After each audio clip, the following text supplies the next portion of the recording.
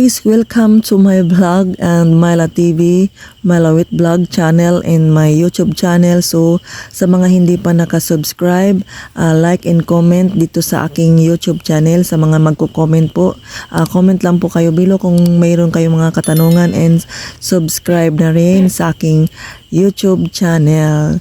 So andito po tayo ngayon para po sagutin ko lang po yung mga katanungan ng aking mga kakilala.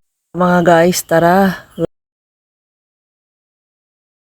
So sa mga nagalag po yung Popo Live, so punta po tayo sa ating settings.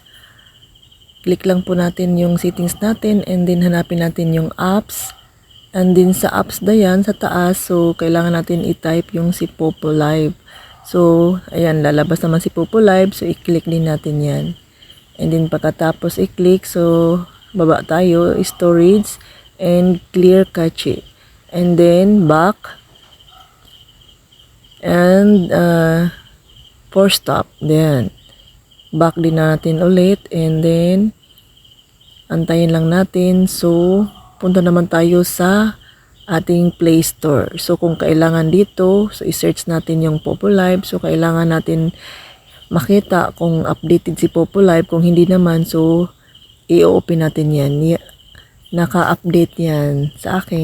Once na-open na yan guys, so ayan, mapupunta na tayo sa ating Popo Live. So, karamihan talaga ay nakakaranas ng ganyang sitwasyon sa ating Popo Live. So, kailangan lang natin yan i-update kung mayroon update. Kasi, talagang nagkakaroon ng ganyan yung Popo natin minsan na naglalag, update din sila naglalag. Kaya kailangan po natin yan palaging tingnan natin sa ating settings kung tayo ay mag-login.